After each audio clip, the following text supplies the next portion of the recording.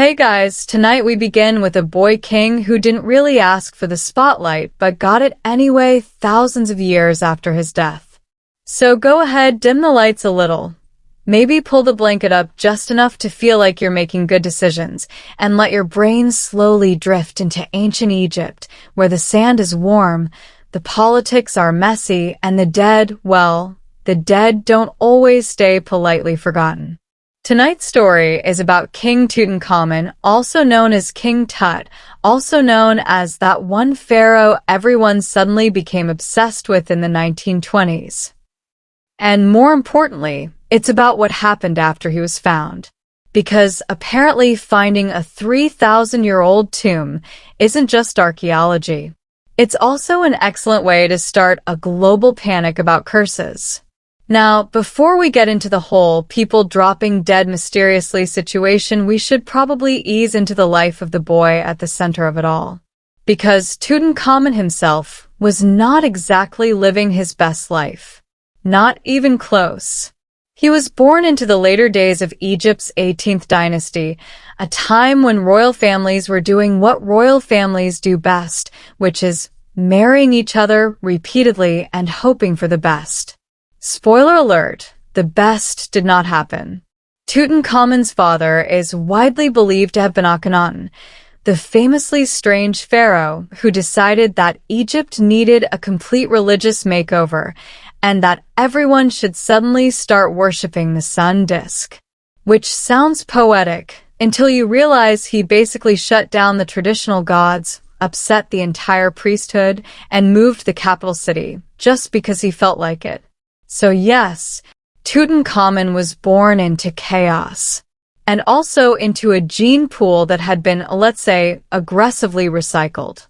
Royal sibling marriages were not uncommon, and over generations that tends to create some complications. Tutankhamun, unfortunately, seems to have inherited quite a few of them. Modern studies suggest he had a club foot, possibly a cleft palate, and a variety of other health issues that made everyday life a bit of a struggle.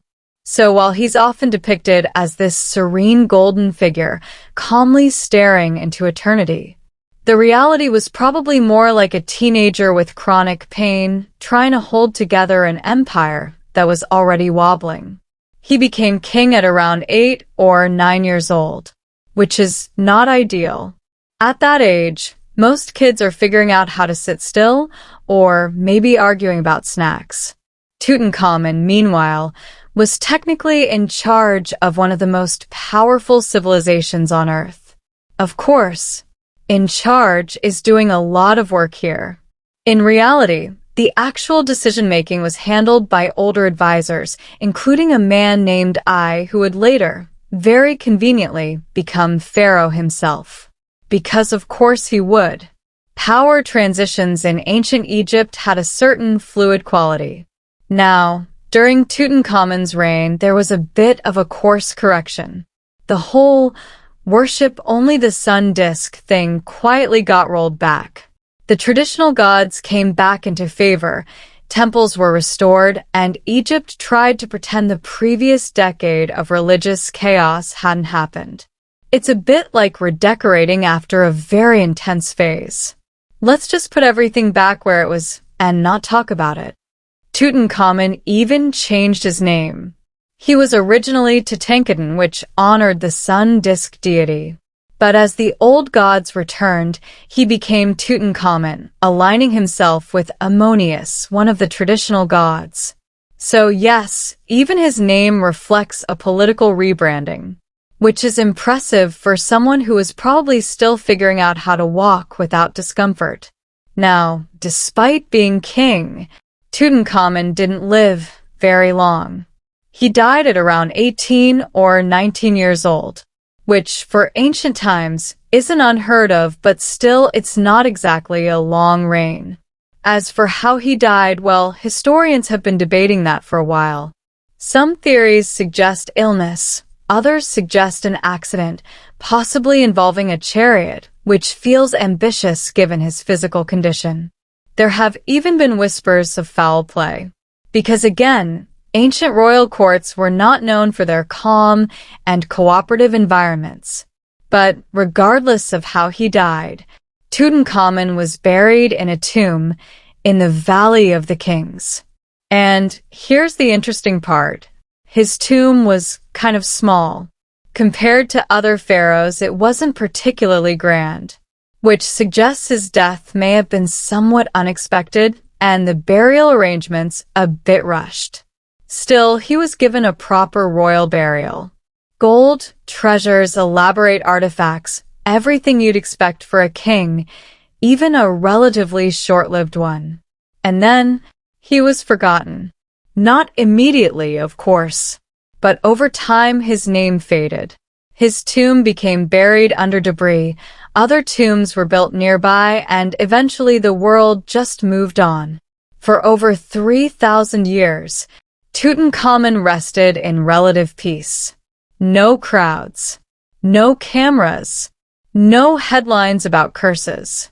Just sad silence and the slow passage of time, which honestly sounds quite nice. But then, in the early 20th century, everything changed. And this is where our story begins to shift from quiet ancient history into something a little more dramatic. Because in 1922, a British archaeologist named Howard Carter decided he wasn't quite done digging around in the Valley of the Kings. Now, Carter had been searching for years.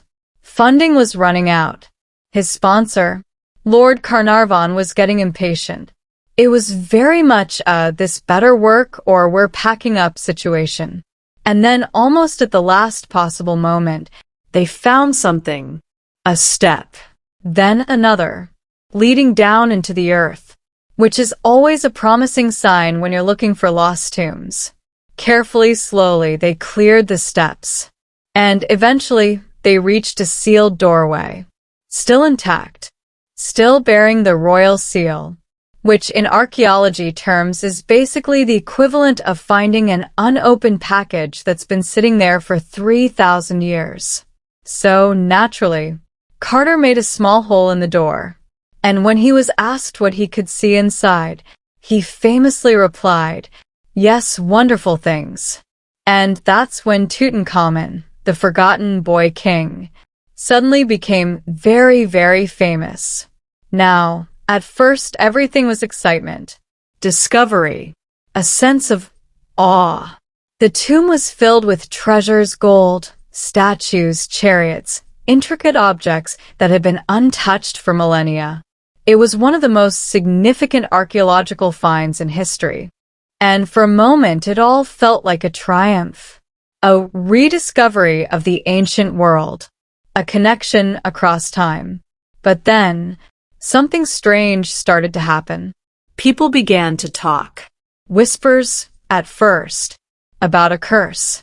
Because of course, when you open an ancient tomb, someone is going to suggest that maybe, just maybe, the occupant is not thrilled about it. And then, Lord Carnarvon died. Not long after the tomb was opened.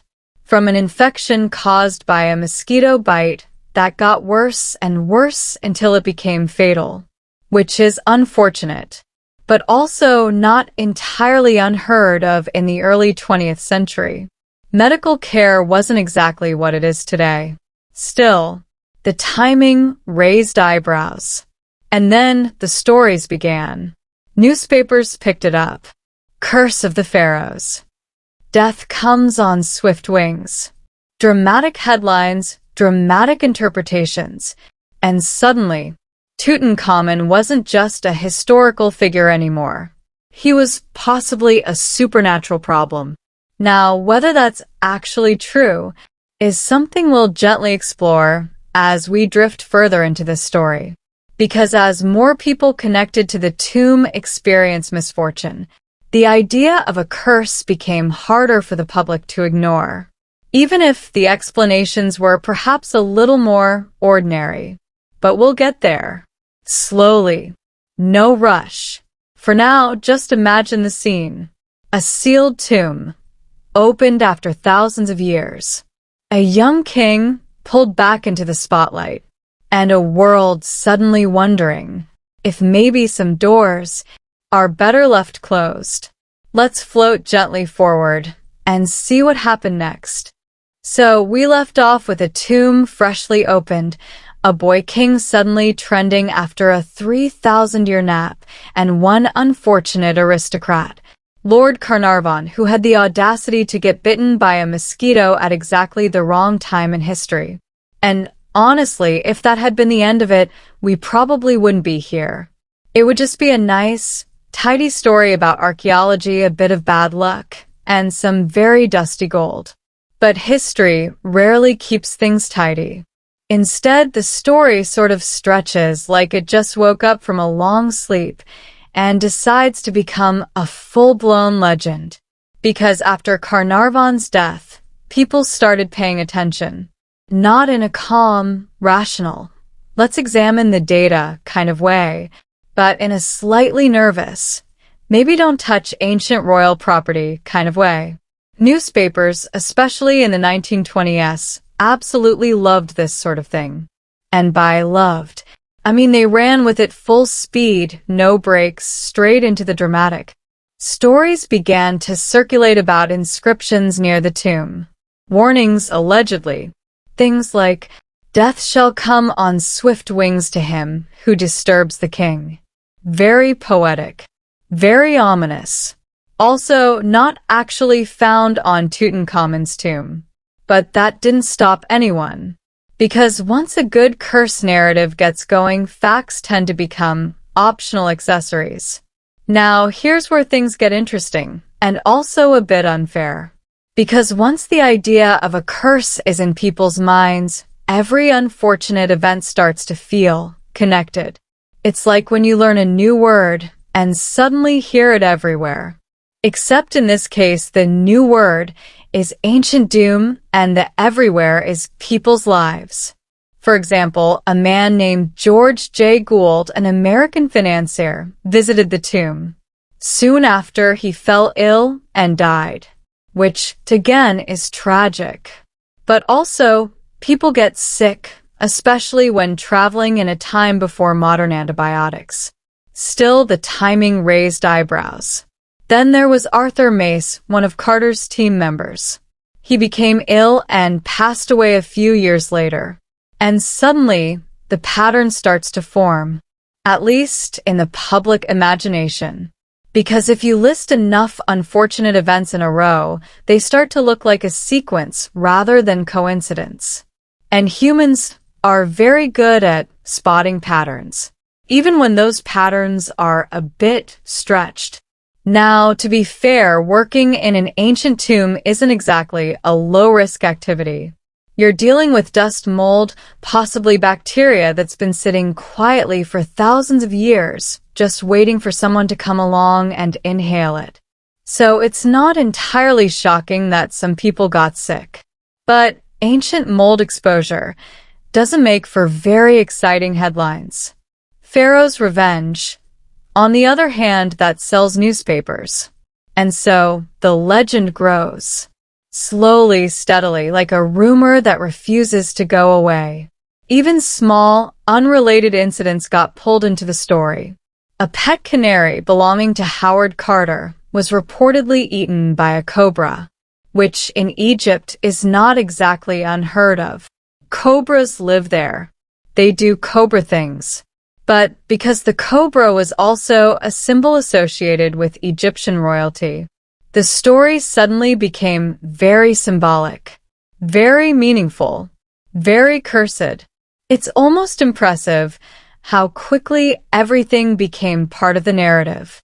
Now, through all of this, Howard Carter himself remained perfectly fine, which is slightly inconvenient if you're trying to prove a curse. Because he was the one who actually opened the tomb. He spent years working inside it, handling the artifacts, cataloging everything. If anyone was going to be dramatically struck down by ancient forces, it probably should have been him. But no. Carter lived for another 17 years, which is not exactly the timeline of a swift and vengeful curse. But again, that detail tends to get quietly ignored because it doesn't fit the mood. And the mood at this point is very much ancient revenge is real and probably watching you. Now let's gently drift into the psychology of it all, because what's really happening here isn't just about deaths or illnesses. It's about how people interpret them. In the 1920s, the world was already dealing with a lot. The aftermath of World War I, shifting societies, rapid changes in technology. There was a general sense that things were a bit unstable. And when you add an ancient Egyptian tomb into that mix, with all its mystery and symbolism, it becomes very easy to project fears onto it. The idea of a curse taps into something very old in the human mind. A kind of quiet belief that maybe, just maybe, there are consequences for disturbing the past. That history isn't entirely passive, that it might in some way push back. And Tutankhamun's tomb became the perfect stage for that idea.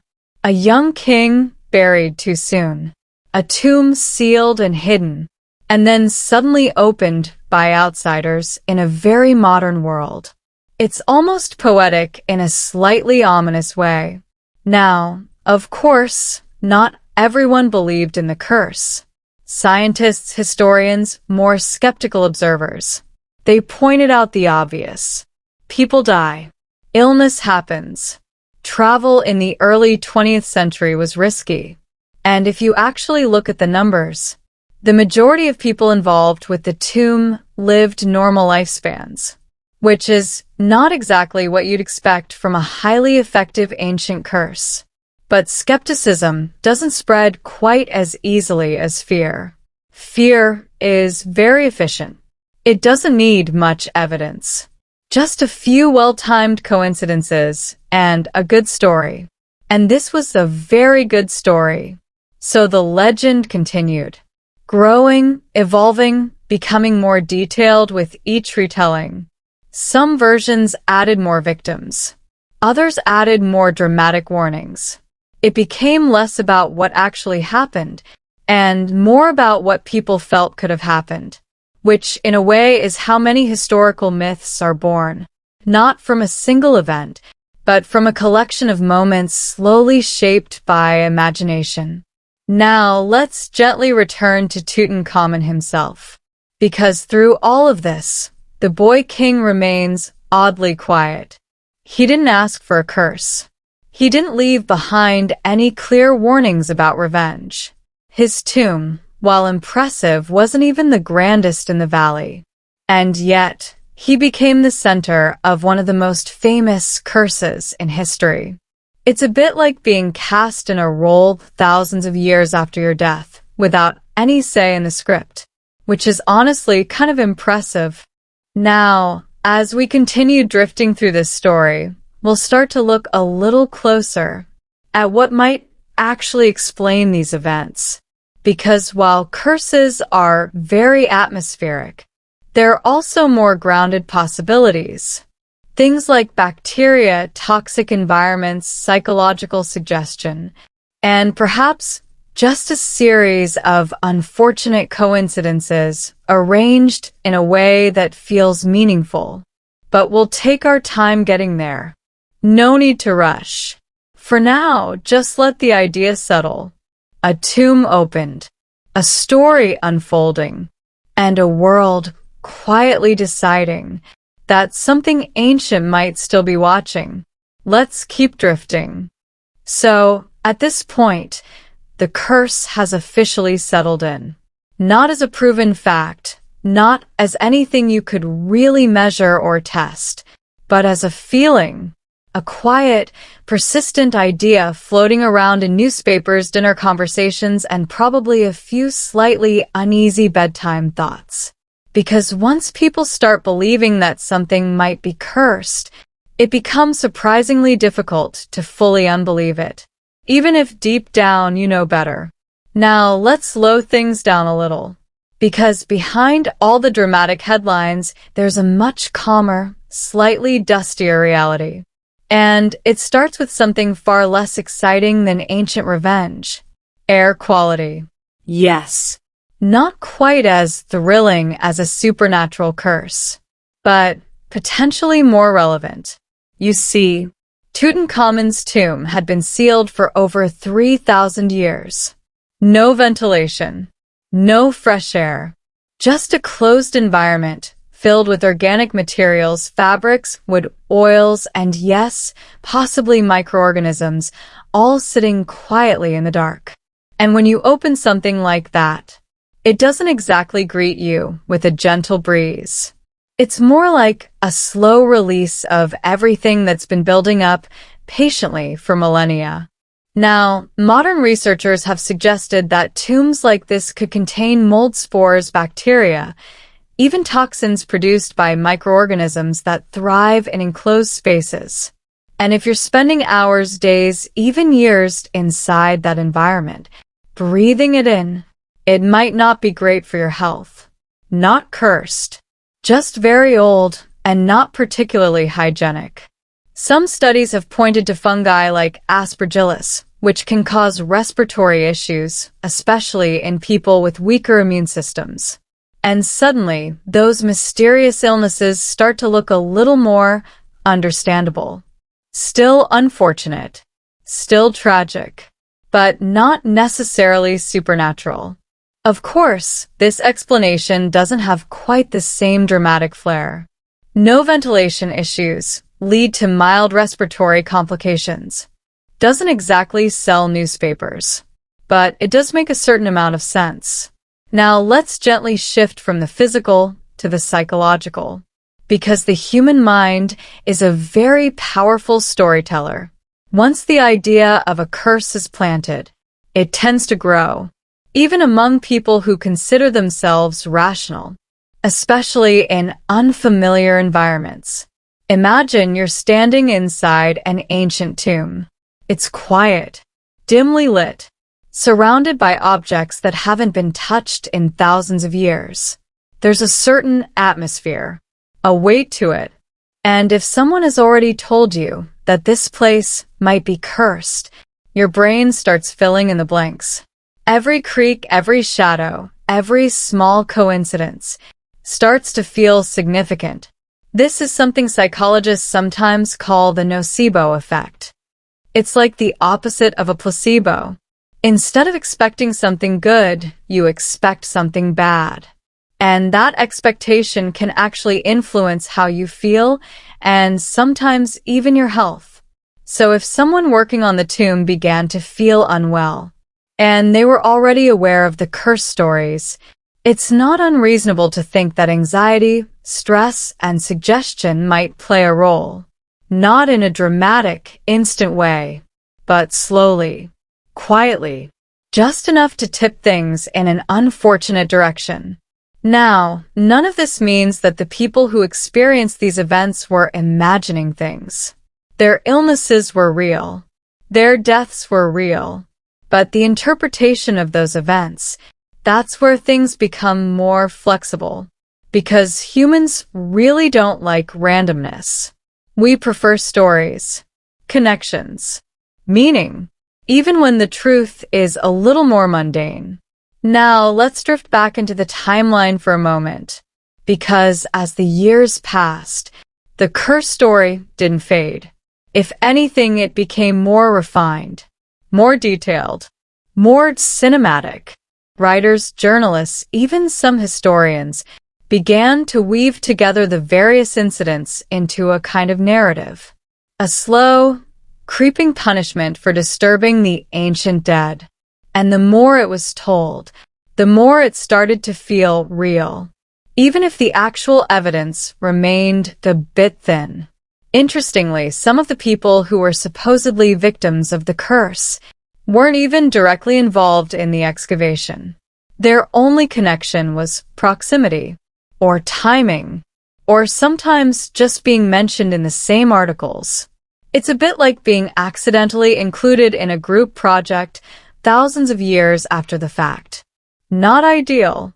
Now, let's take a moment to consider the numbers. Because when researchers later looked at the people involved in the excavation, they found something rather undramatic. Most of them lived normal lives. Some lived quite long lives, which is not exactly what you'd expect from a relentless ancient curse. If anything, the statistics suggest that working on Tutankhamun's tomb was surprisingly safe, at least in terms of supernatural consequences. But again, numbers are quiet. They don't make headlines. They don't spark imagination. Stories do. And the story of the curse had already taken hold. Now, let's gently return to Howard Carter for a moment. Because he's still here. Still working. Still cataloging artifacts with what must have been an incredible amount of patience. Thousands of items. Each one carefully documented. It was slow work. Detailed work. Not exactly the kind of thing you rush, especially when dealing with objects that have survived for millennia. And through all of this, no curse, no sudden downfall, no mysterious illness that couldn't be explained. Just a man doing his job, which, again, is slightly inconvenient for the narrative, but also quietly reassuring, because if the person most deeply involved was perfectly fine, it suggests that maybe the curse isn't quite as active as advertised.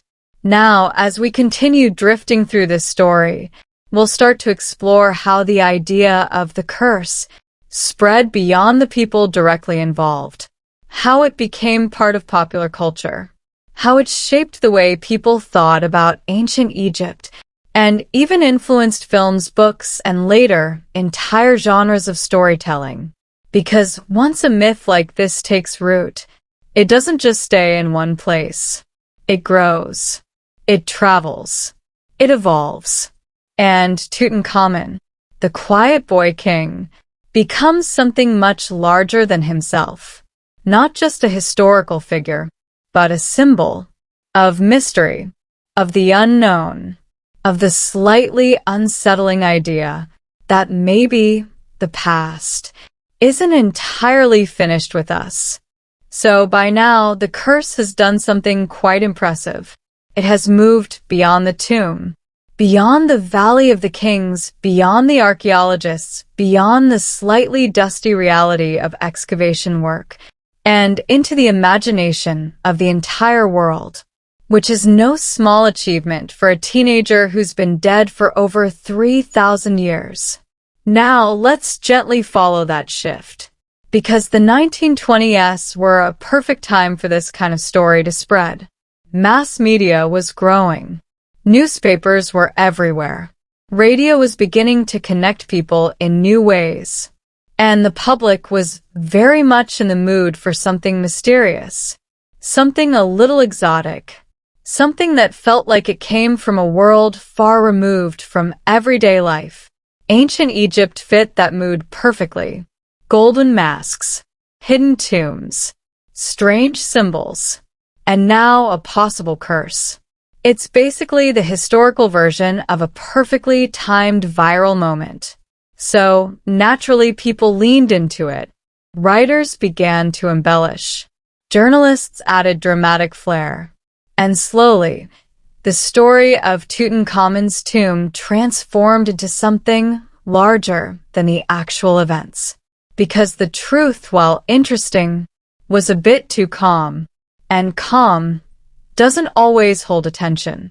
Now, around this time, you start to see the birth of a very familiar trope, the idea that ancient Egyptian tombs are dangerous, not physically, necessarily, but spiritually, that they are protected by forces unseen but very committed to their job. And once that idea enters popular culture, it doesn't really leave. It just keeps evolving. Books start to reflect it. Stories become more elaborate. And eventually the idea of the mummy's curse becomes almost a genre of its own. Which is interesting because Tutankhamun himself was not particularly associated with curses during his actual life, or even in the inscriptions of his tomb. This whole narrative is something that grew after him, a kind of posthumous rebranding, which, if you think about it, is a bit ironic. A boy king who had a relatively short, somewhat fragile life, ends up being remembered as the center of a powerful, supernatural legend. History has a sense of humor like that. Now let's drift into the people telling these stories. Because behind every legend, there are storytellers. And in this case, some of them were quite enthusiastic. There were claims of strange lights flickering when the tomb was opened, stories of unexplained sounds, even suggestions that animals behaved oddly around the site. None of these were particularly well documented. But they didn't need to be. They just needed to be interesting. And once repeated enough times, they start to feel familiar. Almost like memories, even if you weren't there. Now, here's where things get a little quietly fascinating. Because while the public was absorbing these stories, many of the people actually working on the excavation were dealing with something much more practical. Heat. Dust. Long hours. The slow, careful process of preserving artifacts. It wasn't glamorous. It wasn't dramatic. It was meticulous. And yet outside of that world, the narrative had already taken on a life of its own. A kind of parallel story. One grounded in reality, and one drifting comfortably into myth. And both existing at the same time. Now, let's gently consider why this particular story stuck so well. Because not every archaeological discovery becomes a global legend. There's something about Tutankhamun's tomb that resonated. Part of it is timing. As we mentioned before, the world was changing. People were looking for meaning, for mystery, for something that felt larger than the everyday. And a sealed tomb, opened after thousands of years, feels like a doorway, not just into history, but into something deeper, something unknown. Another part is the idea of consequences. There's a quiet moral to the curse story, a suggestion that disturbing the past might come with a cost, that ancient places deserve respect. And if that respect is ignored, something might respond. It's not a new idea. You can find similar themes in stories from many cultures. Sacred spaces, forbidden actions, unseen consequences. Tutankhamun's tomb simply became a modern version of that very old concept. Now let's float back to the scientific side for just a moment. Because while the myth was growing, researchers were continuing to study the tomb, the artifacts, the remains, and over time more information emerged about Tutankhamun's health, his lineage, the conditions inside the tomb. And none of it pointed to a supernatural curse. It pointed to history, to biology, to environment. But again, those explanations are quieter. They don't echo. They don't linger in quite the same way. Now, here's something interesting. Even people who didn't fully believe in the curse sometimes acted as if they did. Just a little. Maybe avoiding certain objects. Maybe feeling a bit uneasy in the tomb. Because belief isn't always all or nothing. Sometimes it's just a small voice in the back of your mind saying, "What if?" And that "what if" is surprisingly powerful. Now, as the years passed, the story of the curse became more polished, more refined.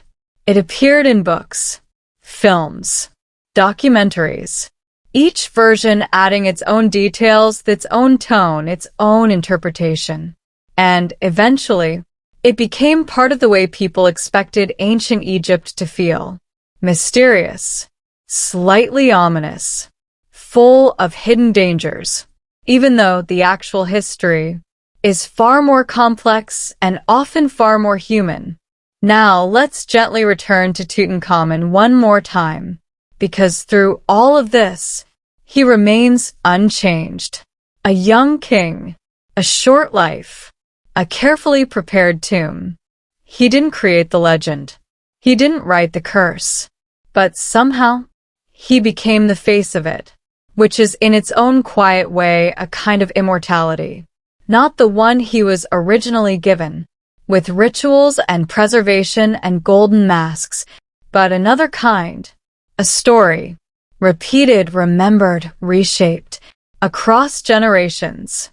Now, as we continue drifting forward, we'll begin to gently untangle myth from reality, not in a harsh way, not in a this is wrong, this is right kind of way, but slowly, Calmly.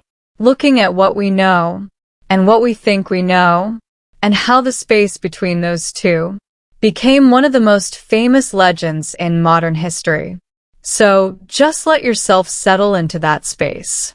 Somewhere between fact and imagination, between a quiet tomb and a very loud story. And let's keep going. So, at this point, the curse has fully settled into public imagination. It has newspapers behind it, stories layered on top of stories, and just enough unfortunate timing to keep things interesting. But now, let's do something very calm, very undramatic. Let's gently take a step back. Because sometimes when a story becomes a little too neat, a little too perfectly eerie, it's worth asking a very simple question. What actually happened, and what just felt like it happened? Now, this is where coincidence quietly enters the room. Not in a flashy way. Not with ominous music. Just casually. Because coincidence is incredibly good at looking meaningful. Especially when you arrange it just right. Let's go back to Lord Carnarvon for a moment. He dies not long after the tomb is opened. Mosquito bite. Infection. Complications. Now, if that had happened 6 months earlier or a year later, it probably wouldn't have meant much. Unfortunate, yes, but not mysterious. It's the timing that makes it feel significant. The human brain loves timing. We see cause and effect, even when the connection is a bit thin. And once that connection is suggested, it becomes very difficult to unsee. Now, let's gently line up a few more events. A visitor falls ill. A team member dies years later. Another person experiences some unrelated misfortune. Individually, each event is explainable, but together, they start to feel like a pattern. And patterns are comforting, even when they're unsettling, because a pattern suggests there's a reason, a structure. Something we can point to and say, yes, that's why. Even if the why is an ancient curse with excellent timing. Now, here's the slightly less exciting reality. If you take a large enough group of people, over a long enough period of time, some of them will get sick. Some of them will die. Some will experience random, unfortunate events. That's just how life works. Not in a dramatic, ominous way, just in a quiet, statistical way. And the group connected to Tutankhamun's tomb wasn't particularly small. Archaeologists. Workers, visitors, officials, journalists. Over the years, quite a few people came into contact with the site. And when you have enough people, you have enough chances for coincidence. Now, let's gently consider something else. Selection. Because the curse narrative doesn't include everyone. It includes the interesting cases. The ones that fit the story. The ones with just the right timing or just the right amount of mystery. But what about all the people who visited the tomb and then went on to live perfectly normal lives? They're not part of the story. Because nothing happened isn't very compelling. So the narrative becomes a bit selective. It highlights certain events and quietly ignores others. Not out of malice, just out of human nature. We remember what stands out. We forget what doesn't. And over time, that creates a story that feels more complete, more intentional than reality actually is. Now, let's drift into another small detail that often gets overlooked. Time. Because many of the so-called curse victims didn't die immediately. Some passed away years later, even decades, which is not exactly the behavior of a swift and efficient supernatural force. It's more like normal human aging doing its usual thing. But again, when you're telling a story, you can gently compress time, bring events closer together, make them feel connected, and suddenly a span of years feels like a sequence. A chain. Cause and effect. Now, none of this is meant to dismiss the emotional impact of the story, because even if the events are coincidental, the feeling they create is real. The unease, the curiosity, that quiet sense that maybe there's more going on than we understand. Those feelings are part of what makes the story so enduring. But they don't necessarily mean there's an actual curse. Now, let's take a moment to revisit the environment of the tomb.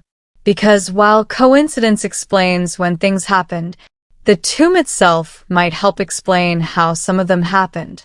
As we mentioned before, sealed spaces can be a bit unfriendly, especially when they've been closed for thousands of years. Dust particles, fungal spores, bacteria, all of it just waiting to be disturbed. And once released, it can affect people differently. Some might have mild reactions, others more severe, especially if they already have underlying health issues. So while the idea of a curse is atmospheric, the idea of environmental exposure is practical, not nearly as poetic, but perhaps more accurate. Now let's gently circle back to Howard Carter one more time, because his continued survival is still sitting there quietly like an inconvenient footnote to the entire curse narrative. He was there from the beginning. He spent years inside the tomb, handling objects, breathing the air, living very much uncursed. And he died much later from natural causes, which suggests quite strongly that whatever was happening, it wasn't targeting people in a consistent or supernatural way. Now, here's something worth considering. If the curse were real, you might expect it to follow some kind of pattern, a clear set of rules. Disturb the tomb and something happens. But that's not what we see. What we see is randomness. Some people affected, most not. Some events dramatic, others barely noticeable, which is exactly what you'd expect from coincidence. Now, as we slowly drift toward a clearer picture, we begin to see something interesting. The curse doesn't need to be real, to be powerful, because its real strength is in the story, in the way it captures attention, in the way it makes history feel alive, a little unpredictable, a little mysterious, and maybe just a tiny bit dangerous. Now, as we continue, we'll start to gently bring everything together. The history, the science, the psychology, and the storytelling. To see what the Curse of King Tut really is, when you look at it from all angles, not in a rushed, dramatic way, but slowly, Calmly. like turning over a very old object and seeing it from every side. So for now, just let the ideas settle. Not everything that feels connected actually is, but sometimes the feeling of connection is the story we choose to keep. Let's keep drifting. So by now, the curse has been gently examined. We've looked at the dust, the timing, the very human habit of connecting dots that may or may not belong together.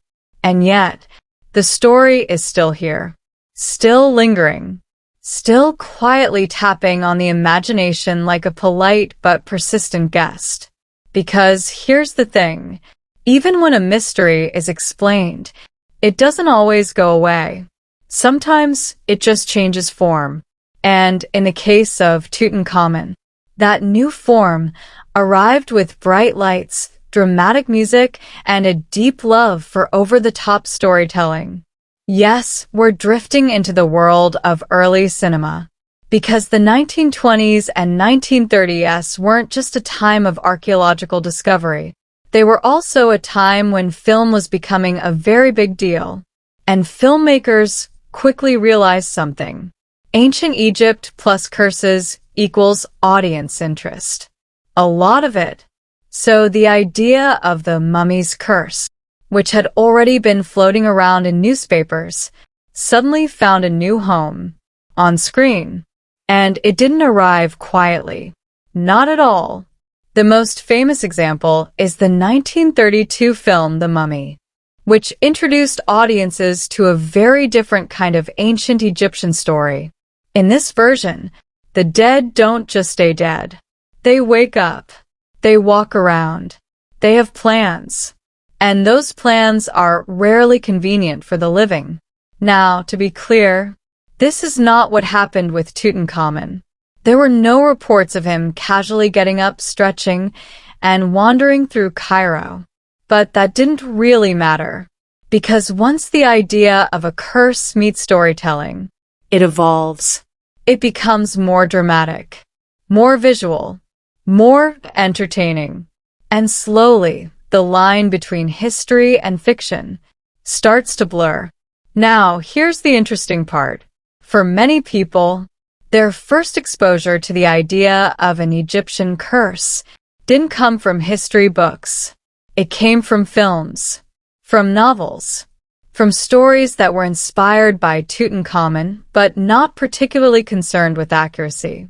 And over time, those versions became just as influential, if not more so, than the actual events.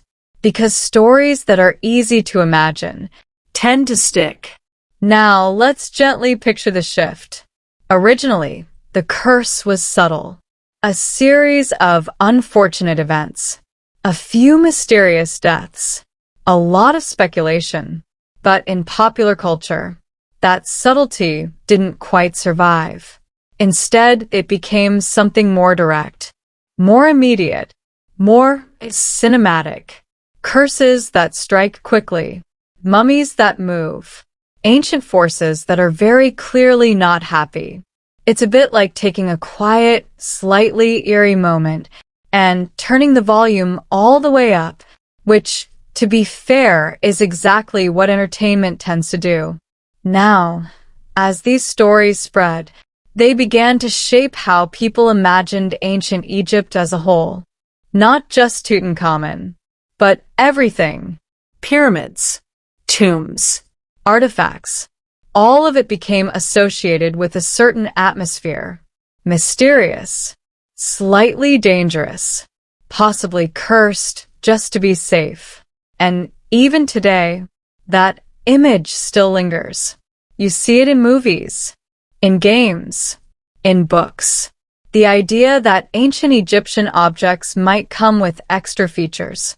Unadvertised, slightly ominous features. Now, let's pause here for a moment and gently contrast this with reality, because actual Egyptology is not particularly cursed. It's careful, methodical, a lot of note-taking, a lot of patience, and very little in the way of supernatural events, which is perhaps less exciting, but also considerably more accurate. Still, the myth persists. Because once a story becomes part of culture, it's very difficult to fully separate it from its origin. Even when you know the facts, the feeling remains. That small, quiet what if. Now, let's drift back to Tutankhamun himself, just for a moment. Because through all of this, he has become something quite unusual. Not just a historical figure, not just a pharaoh, but a kind of symbol. A gateway into a much larger idea. The idea that the past might not be entirely passive. That it might have a presence, a kind of quiet influence, reaching into the present. Even if that influence is mostly created by us. Now, here's something slightly ironic. The actual goal of ancient Egyptian burial practices was to ensure a peaceful afterlife, careful preservation, rituals, protection, everything designed to help the deceased rest. And yet, in modern storytelling, that peaceful rest has been transformed into something else entirely. Something restless, something active, something occasionally vengeful, which is not quite what the original designers had in mind, but it does make for a more engaging story. Now, as we continue to drift toward the end of this long, quiet exploration, we'll begin to gently gather everything together. The history, The myths. the science, the storytelling, and we'll ask a final, very calm question. Not is the curse real, in a dramatic sense, but something softer, something more reflective. Why do we want it to be real? Because sometimes the most interesting part of a story isn't whether it's true, it's why it stays with us. So just let that question settle, like sand slowly shifting over time, and we'll continue gently toward the answer. So here we are.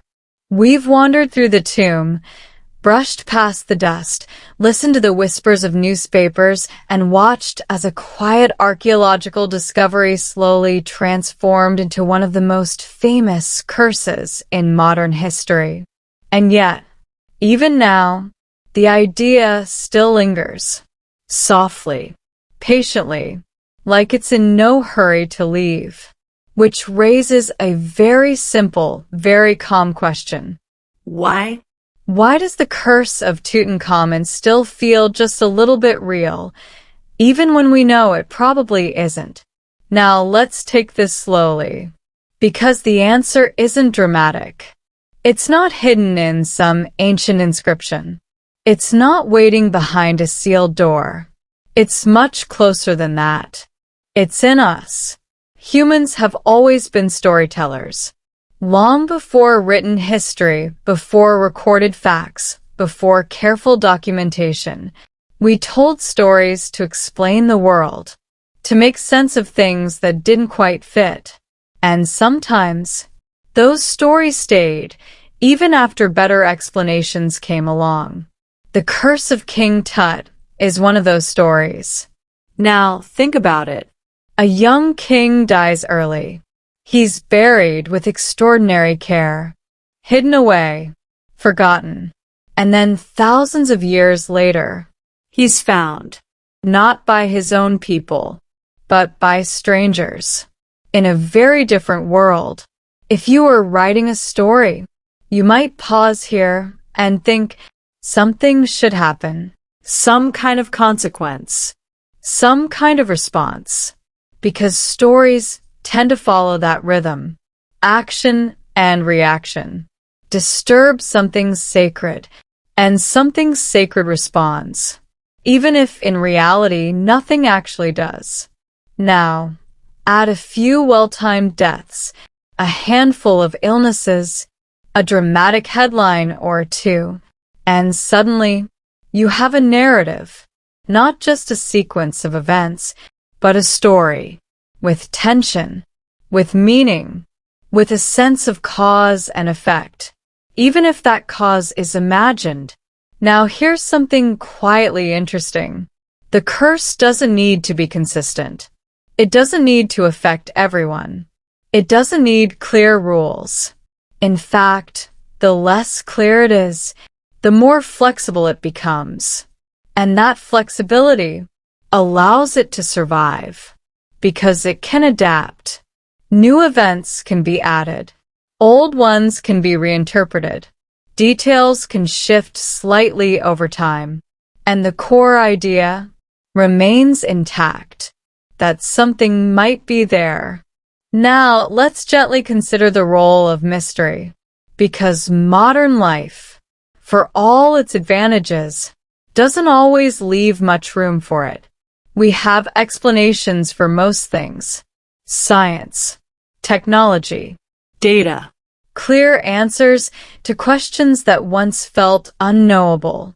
And while that's incredibly useful, it can also make the world feel a little predictable. So when something like the Curse of Tutankhamun appears, it offers a small escape from that predictability, a reminder that maybe not everything is fully explained, that there might still be corners of the world where uncertainty lingers, and that uncertainty is strangely comforting, not in a frightening way, but in a curious one. Now let's drift back to the image of the tomb itself. Sealed. Silent.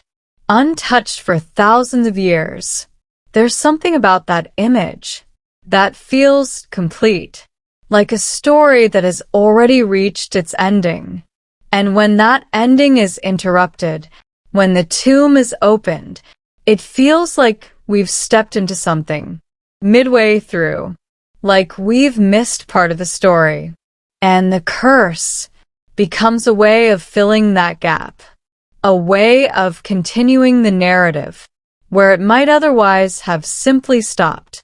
Now let's gently bring Tutankhamun back into focus one last time, because at the center of all of this is still a person, a young king, a short life, a body that struggled more than the golden mask might suggest.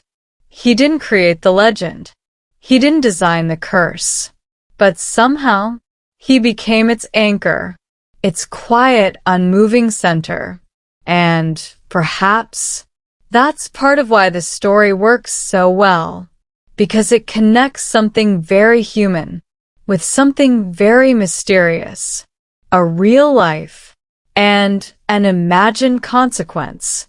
Now, as we slowly begin to settle this story, let's return to our original question. Is the curse real? In the simplest sense, probably not. There's no clear evidence of a supernatural force, no consistent pattern, no undeniable event that points beyond coincidence, environment, and human interpretation. But, in another sense, the curse is real, not as a force that causes harm, but as a story that causes wonder, a narrative that has shaped how people think, how they imagine the past, how they connect with history. And in that way, it has had a very real effect, just not the one people first imagined. Now, as you let this story gently settle, like sand slowly drifting back into place, You might notice something. the fear fades, the drama softens, and what remains is something quieter, a story about discovery, about interpretation, about the way humans make meaning from the world around them. And sometimes that meaning takes the form of a curse, even when it doesn't need to. So, as we come to the end of this long, slow drift through history, just let your thoughts rest for a moment. A tomb was opened, a story was told, and somewhere between the two, a legend was born, not out of certainty, but out of curiosity. And maybe that's enough. Good night. Hey, if you're still here, still drifting somewhere between ancient Egypt and sleep, we can stay a little longer. No rush. Because even though the main story has gently settled, there's still something lingering. Not the curse itself, but the afterlife of the story. Because what happens after a legend ends is sometimes just as interesting as the legend itself. So, let's ease back into it. Slowly. Like turning over the last few pages of a very long book without quite wanting to close it yet. Now, after all the headlines faded, after the newspapers moved on, after the world found new mysteries to worry about, Tutankhamun didn't disappear again. Not like before. This time he stayed. Not in a tomb, but in museums, in textbooks, in documentaries, and quietly, in people's imagination. His golden mask became one of the most recognizable objects in the world, which is quite a transformation for someone who was once buried in a relatively small tomb and nearly forgotten by history. And yet, even as his story became more widely understood, the shadow of the curse never fully left. It just softened. Instead of loud headlines, it became a quiet detail, something people mention almost casually. Oh, right, wasn't there a curse? Not with fear, just with curiosity. Like remembering a story from childhood that doesn't quite feel real anymore, but still carries a certain mood. Now, let's gently consider how modern science has continued to look at Tutankhamun. Because over time, technology improved. CT scans, DNA analysis, more careful examination of the mummy itself. And what they found was not a vengeful spirit, but a very human story. Tutankhamun's health issues became clearer. Evidence of genetic complications likely caused by generations of close family marriages. Signs of illness, possibly malaria. A body that, despite the golden mask, had struggled. And suddenly the focus shifted from curse to compassion, from mystery to understanding, because instead of a powerful, supernatural force, we see a young person doing his best in a situation he didn't choose, which is a quieter story, but in many ways a more meaningful one. Now let's drift into something a little more reflective, because the Curse of King Tut isn't just about ancient Egypt. It's about how we interact with the past. When we uncover something old, something preserved, something that has been left alone for centuries, there's always a question. Not a loud one, just a soft one in the background. Should we? Should we open it? Study it? Display it? Because every discovery changes something. It brings knowledge, but it also disturbs what was once still. And while we don't actually believe in curses, there's still a sense that the past deserves a certain respect, a certain care, and maybe that feeling is what the curse story was really expressing. Not a literal warning, but an emotional one. A reminder that history isn't just objects and dates. It's people, lives, moments that mattered once just as much as ours do now. Now, let's gently return to the image of the tomb one last time.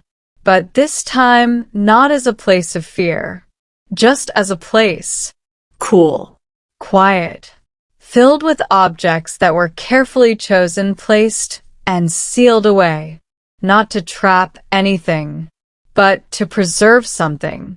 A life. A memory. A belief in what comes after. And when it was opened, what we found wasn't a curse. It was a connection. A way to look back across thousands of years and see something familiar. Hope, fear, care, loss. All the quiet things that don't really change, no matter how much time passes. Now, as we slowly bring everything to rest, let's return to where we started. A boy king. A tomb. A story that refused to stay quiet. And somewhere along the way, we turned that story into something larger. A legend. A mystery. A curse. But beneath all of that, the simpler truth remained. A life lived briefly. A death followed by careful remembrance. And a rediscovery that reminded the world just how much history still has to say, even when it speaks softly. So, if you're feeling a little drowsy now, that's probably a good sign.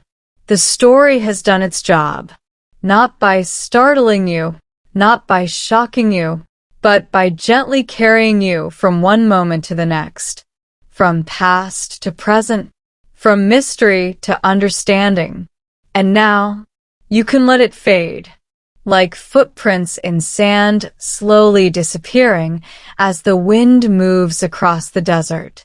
No curse, no fear, just a story that stayed a little longer than expected.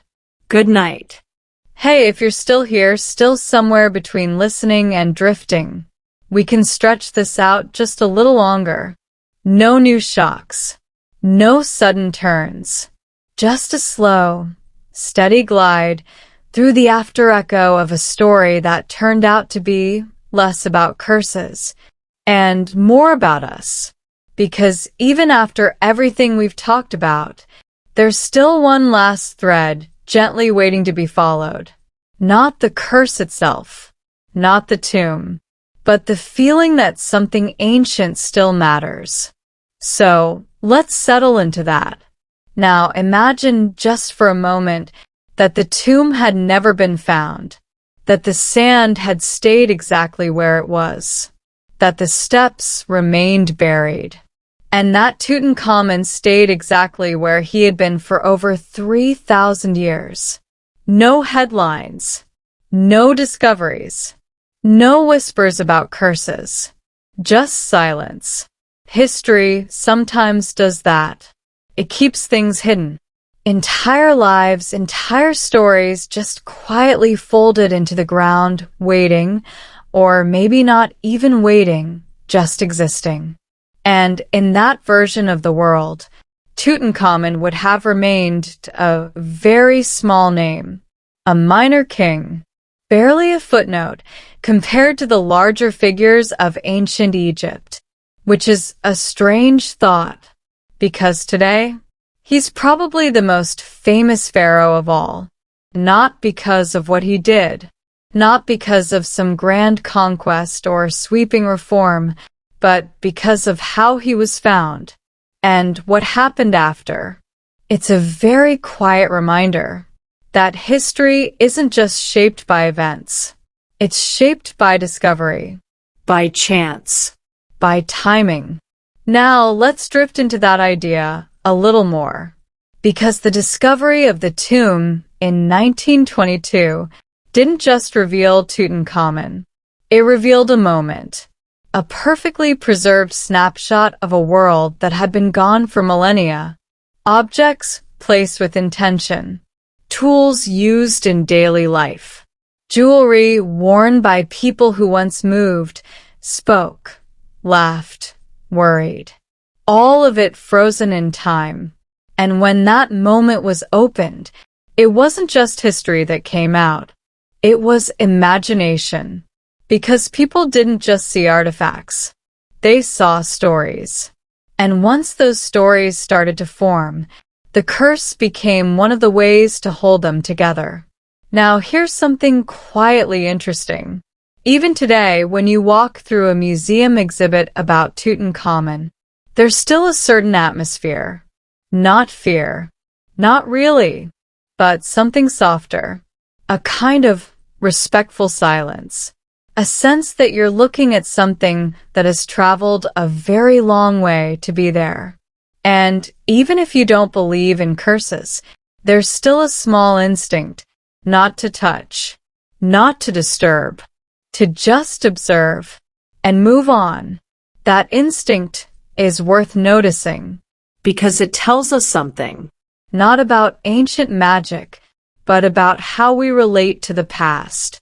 Now, let's gently return to the people involved in the discovery, because over time, their lives settled back into something more ordinary. The headlines faded, the urgency passed, and the curse slowly became less immediate, more of a story than a concern, which is usually what happens. Even the most dramatic ideas eventually soften. They lose their sharp edges. They become part of the background, something we remember, but don't quite feel anymore. Now, let's think about the word curse itself. It sounds heavy, definitive, like something fixed. But in this case, It was never really that solid. it shifted, Changed.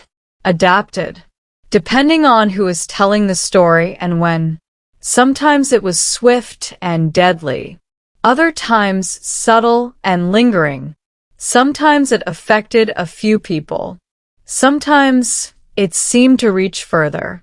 And in that way, it behaved less like a force and more like a story finding its shape. Now, as we slowly bring this final stretch into view, there's one last idea to sit with. A very calm one, almost too simple. Maybe the Curse of King Tut was never about punishment. Maybe it was about attention, a way of making sure that this one tomb, this one young king, would not be forgotten again. Because before 1922, Tutankhamun was almost gone from memory, and after, he became unforgettable. His face, his name, His story. repeated, studied, shared across the world. And even the curse played a role in that, not as a threat, but as a kind of amplifier, a way of making people look closer, stay longer, ask questions. Now, as we let the last pieces settle, you can feel the story becoming quieter. The edges soften, the details blur just slightly. And what remains is something very simple.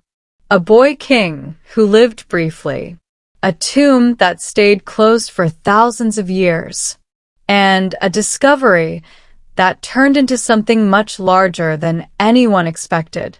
Not because of magic, not because of revenge, but because of curiosity. And the very human need to turn the past into something we can feel. So, if you've made it this far, you've done exactly what the story quietly asks. You've followed it, not with fear, not with urgency, but with a kind of calm attention.